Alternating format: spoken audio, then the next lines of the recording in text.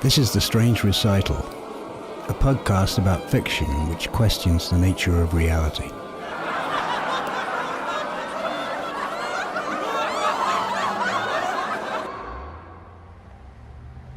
Interstate 84 from East Oregon to southern Idaho goes past more than one broken-down building left over from better times, especially if you take an off-ramp into one of the US 30 alignments.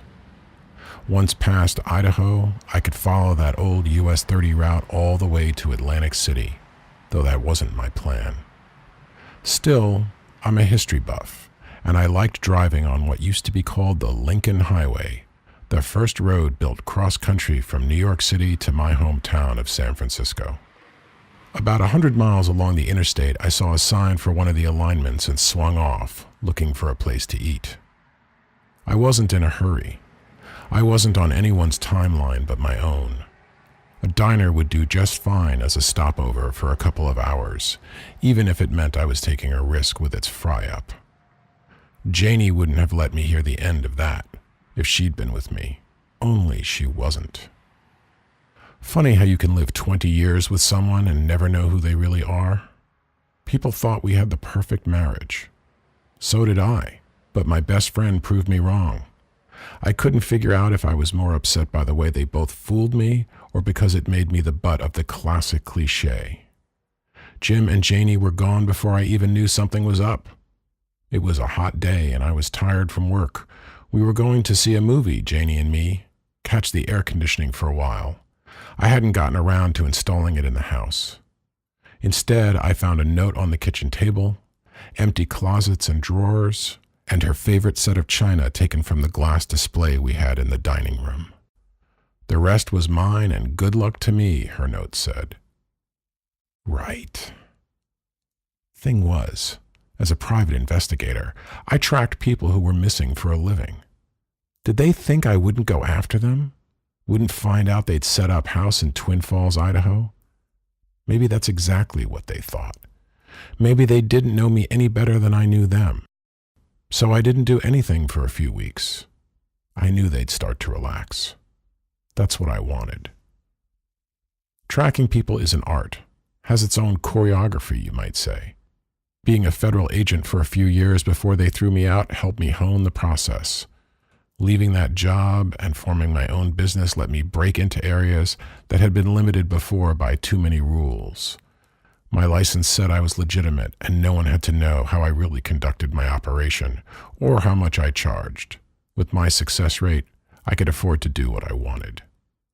Or that used to be the case. The last thing Janie mentioned in her note before she wished me good luck was that she'd taken 75% of our shared bank account. Did she really think I was going to say fine to that? These thoughts filled in the spaces of that long and boring drive. But I was still hungry. The alignment hadn't offered up so much as a concession stand. It was dusk and I was about to head back to the highway when I saw a building in the distance. Lights were on. Even if it was just somebody's house, I decided I'd stop and ask for directions to the nearest restaurant or whatever. But it wasn't anyone's anything. It was an abandoned motel falling apart at the seams, literally. The sign claiming it was also once a cafe was a faded gray on darker gray.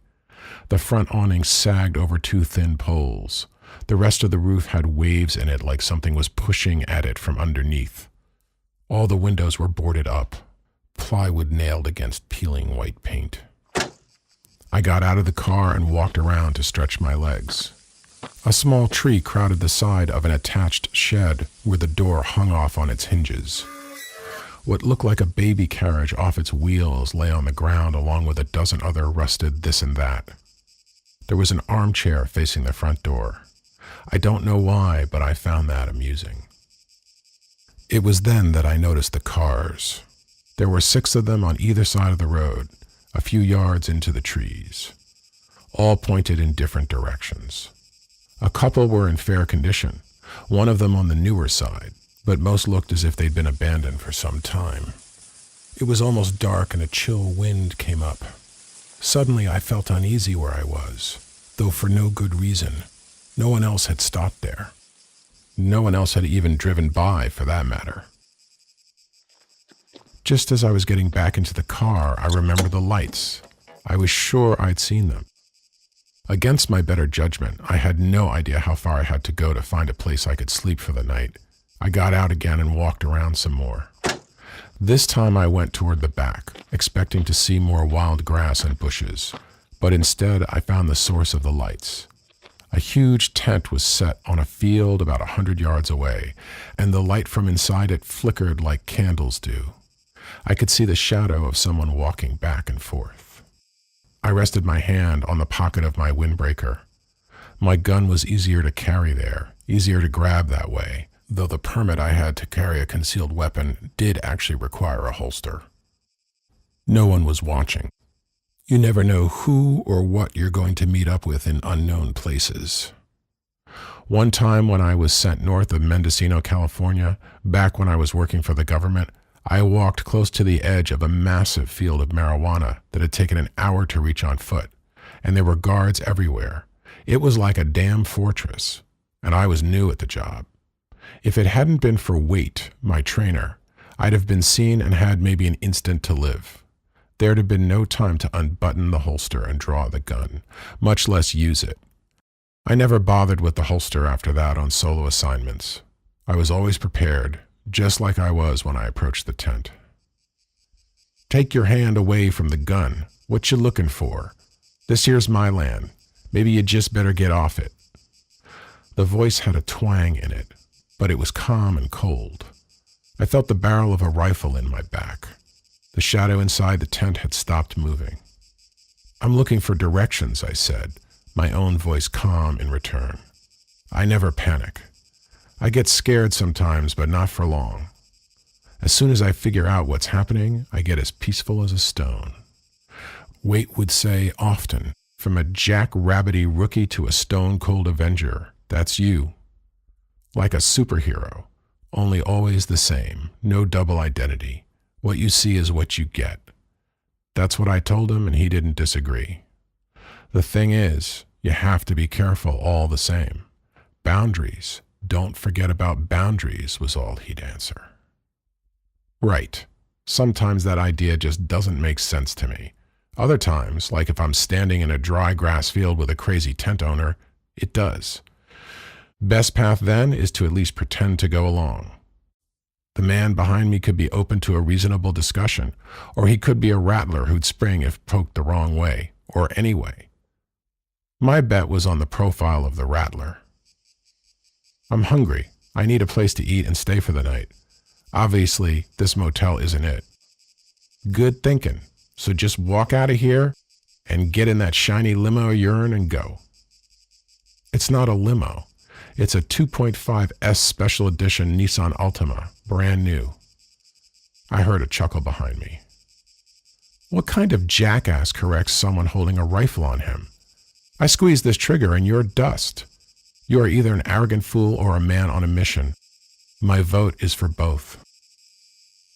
The country accent was gone, and in its place was a syntax and tone worthy of an NPR announcer. I started to turn around. Nuh-uh, I won't pretend to be a backwoodsman and you will still go back to your car and drive away. Now, I can use this rifle if you have doubts. I'd just rather not. But I also have a mission, you see, and part of it insists on no strangers allowed. I wanted to say more, and I wanted to see the face of the man who was talking, and I wanted to know who was in the tent, but the rifle was pressed into my back with more force. I decided to suspend my curiosity and started walking toward the front of the motel. Let him stay, John. For heaven's sake, the man said he was hungry. I heard a long, deep sigh. All right, whoever you are, come back to the tent. We'll do as she says. He came up beside me. I saw he had white hair but a young-looking face. He'd pointed the barrel of the rifle down and gestured for me to go ahead. The woman stood at the entrance, tying back the flaps. Inside I could see a long pinewood table and chairs. A tapestry of some kind divided that from what I imagined must be a bedroom behind it. Hello, the woman said, her voice warm and silky as honey. Her hair was a dark auburn and her eyes very pale in color, a light gray or blue. I couldn't be sure in that light. "I'm Emma. This very rude but protective man is my husband. Please have a seat and I'll get you something to eat. We were just going to have our own supper, and it's nice to be able to share it with someone else." "I'm Alex Somers," I said. "He's not staying long, Em. He's got places to go, don't you?" John gave me a look that suggested I answer in the positive, which was the truth anyway. "Yes, he's right, but I am very grateful for the food. There doesn't seem to be any place to get something on this road." "There isn't," John said. "That's why we're here.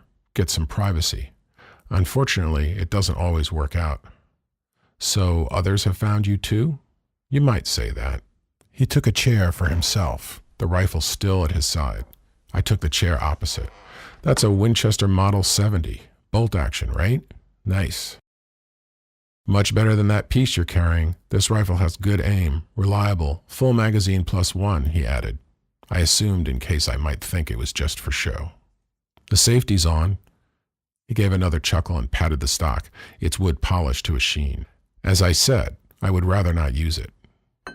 Emma put a plate of cold roast turkey and new potatoes in front of me, with a mixed salad on the side. "This is wonderful," I said, trying not to inhale the food. The last time I'd eaten anything had been breakfast that morning, before starting for Idaho. "No need to hurry with it. There's plenty more," she said.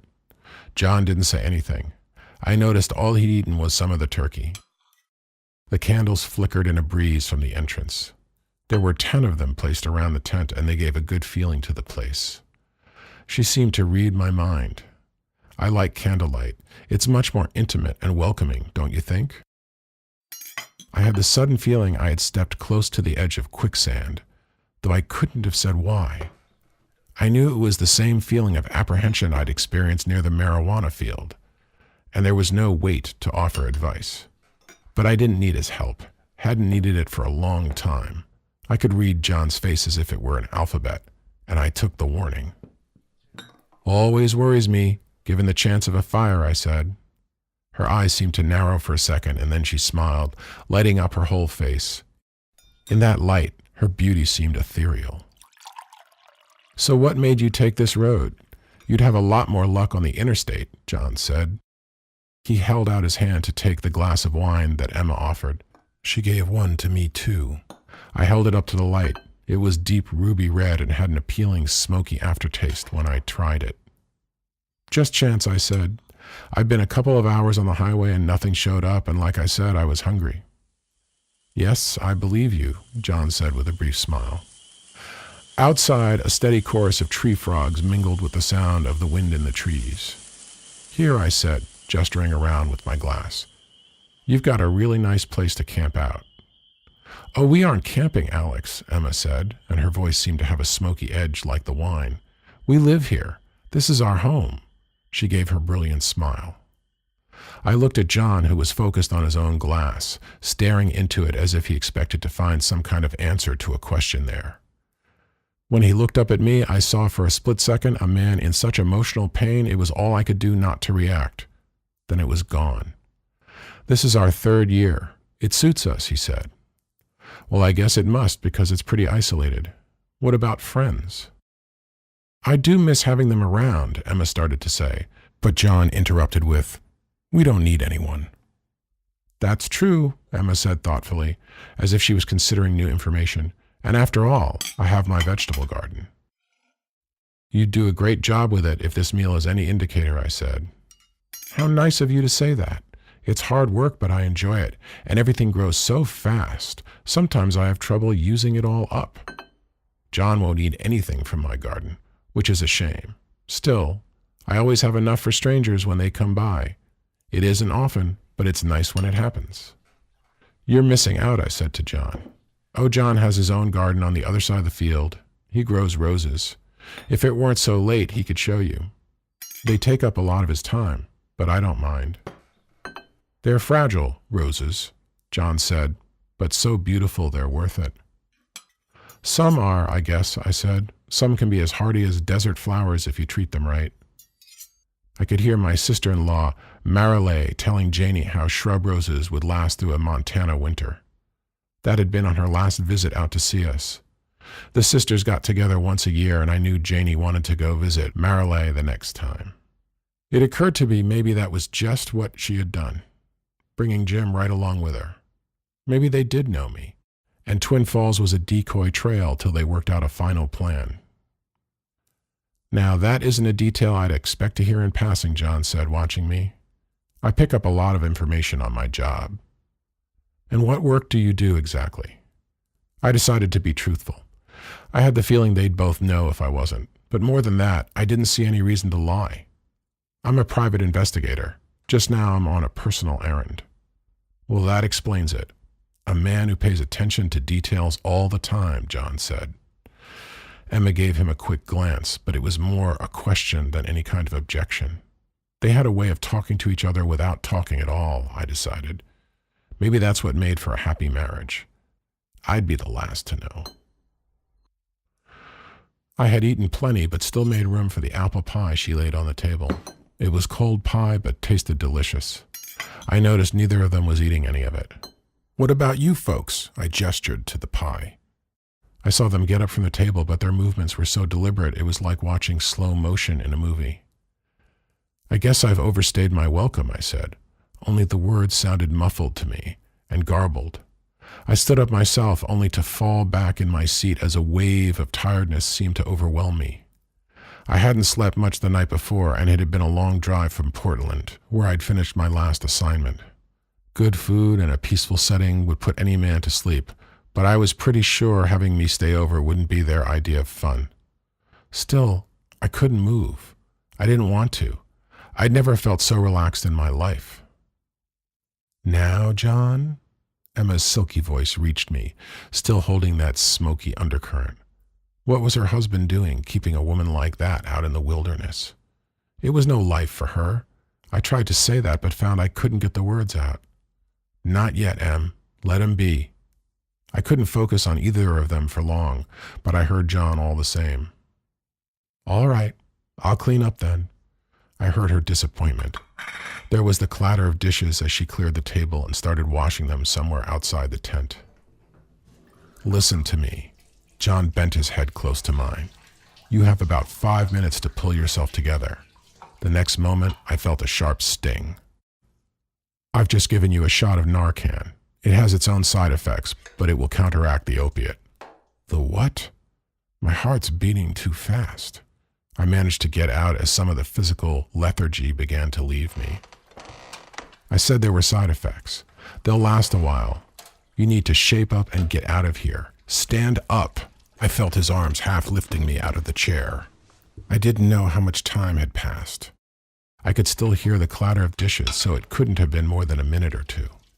What the hell is going on? My body felt hot, and when I stood up, I felt dizzy.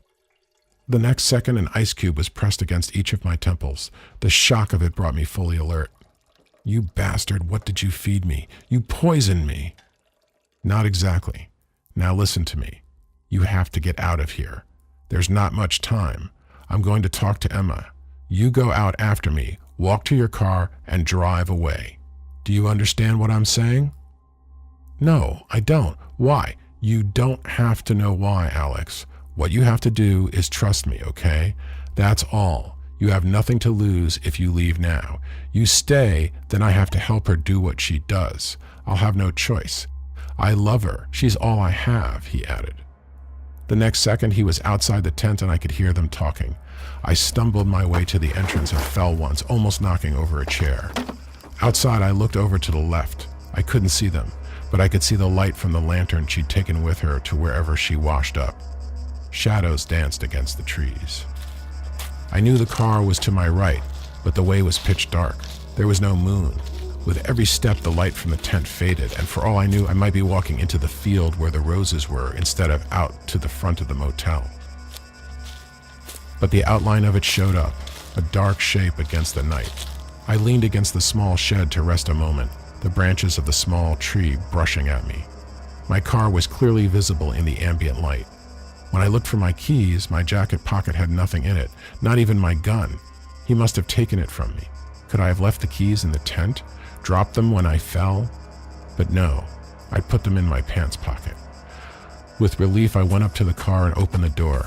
At that moment, I heard a wailing sound I couldn't identify at first, except that in it I heard a wrenching loss and grief and rage. Then I knew what it was. It was Emma's voice. She'd realized I was gone.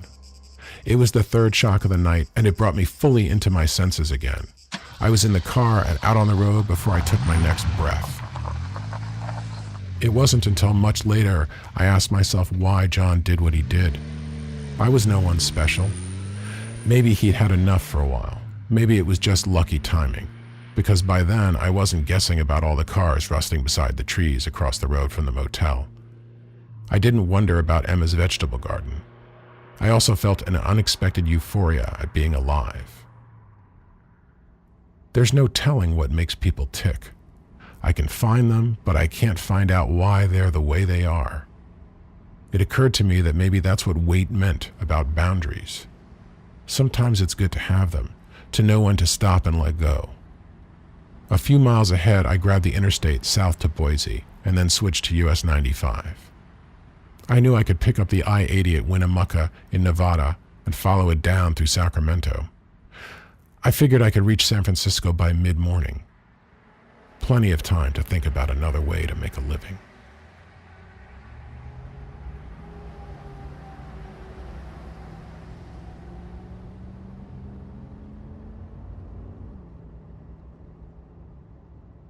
That was Stopover, written by Regina Clarke and read by Samuel Claiborne.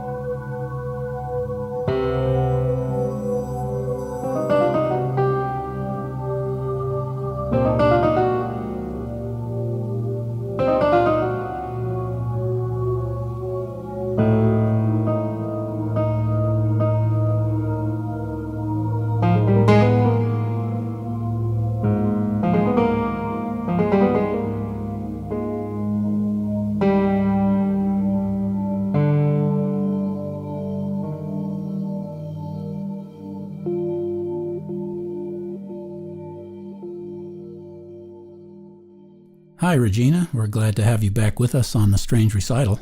I'm delighted to be here with you again. Your story's Stopover. It's part of a collection of stories. Is that right? It is. The book has cozy mysteries, noir, locked room scenarios, even a Sherlock Holmes pastiche that I called Dr. Watson's Daughter. Sounds like something I would like. It's clear from your website that you're a very prolific writer, at least by my standard. I'm really slow. So what's your secret? Isn't that great? You looked at my website. Thanks. To my mind, I always feel, maybe writers always do, but I always feel I could do more, and I'm a natural-born procrastinator. Everything distracts me, so I don't think I have a secret. I'm not sure. You know, I find it interesting that both of your stories that we've featured on The Strange Recital, Stopover and Calliope, that's right? Calliope? Yeah. Uh-huh. I keep forgetting. Are written from a man's point of view. Do you find that easy, or is it a challenge? Well, I never know ahead of time what the narrator's voice is going to be. I have a story, a plot, the characters come out after that. It's not the other way around. But if it's a man narrating, it seems to work as easily as if it's a woman. And I think the story guides that part of it, so I never even think about it. Another thing that both stories have in common is that they're quite dark. Insanity and murder create the plots. Yet, you've told me that dark subjects make you very uncomfortable and you try to avoid such things in your reading and in your life. So can you say a little about that dichotomy? Well, it's not like I have a dark side myself. You know what I mean? I'm a happy person. I'm an optimist. It's more like I have these thoughts and they just have to get out. Whenever they show up, I let them out. That's all. Exploring the things that scare us. That's one of the best uses for writing. I'm thinking of my own work. Maybe this cultural reality we live in seems so nonsensical and meaningless to me that I confront my fears of it by writing stories that take meaninglessness to an extreme. Yes, while at the same time capturing the essence of mystery that we all live with in this world. Despite all our great science, we still don't really know anything. The biggest questions have no answers. What do you think, Regina? Well, like I said, sometimes these thoughts, I just have to let them out. Let's talk about Stopover. What was your inspiration for this story? It was a bit odd that a friend sent me a picture a while ago of a dilapidated, abandoned cafe on a road in Oregon. And she had just driven by. And I don't know why she thought I'd like it, actually. It's a really grim picture. But it grabbed me right away. And the story, it really seemed to write itself really fast, like 2 days later. Wow. I've always enjoyed detective stories, the whole noir genre. In previous decades, I was a fan of Raymond Chandler in particular, read most of his novels. I like them best when they take a turn into the psychological and metaphysical, and when some of the mysteries remain unsolved, such as why this woman Emma was homicidal. Chandler's great. People would find plot points, in his stories that went unanswered, unsolved. And he said more than once it wasn't deliberate. He just forgot about them. Yeah.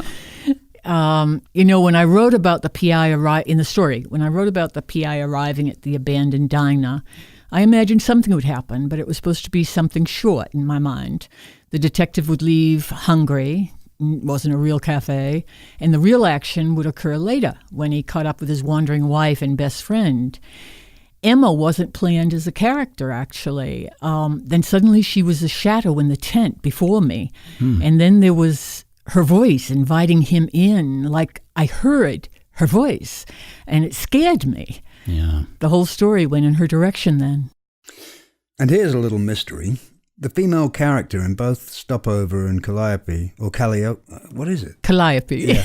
Okay. The female character in both Stopover and Calliope is named Emma. Coincidence? I think not. So you're telling me I've sent you 2 dark stories with male narrators, and each one had a character named Emma. I find that disturbing. Yeah, and I think I'll be avoiding lonely, dark highways now, just like I avoid crazy clowns. Yes, me too. So thanks again, Regina, for being part of our podcast. One other little question that just occurred to me is from listening to your answers. I've heard that there are 2 kinds, who knows, 2 kinds of writers, those that plot out their stories, and those that just receive them from the ether. Which would you be, the latter? The second one, yeah, I'm afraid so. I'm never quite... I sit down every day to write. Every morning, I can't not. 7 days a week, I'll sit down. And sometimes it happens and sometimes it doesn't. But when it does, it just appears. And sometimes, like with Emma, the characters show up and I haven't planned on them at all. Yeah. I'm sort of the same way. Yeah, me too. Anyway, listen, it's time to go fix dinner in my candlelit tent out back in the woods. Would either of you like to join me?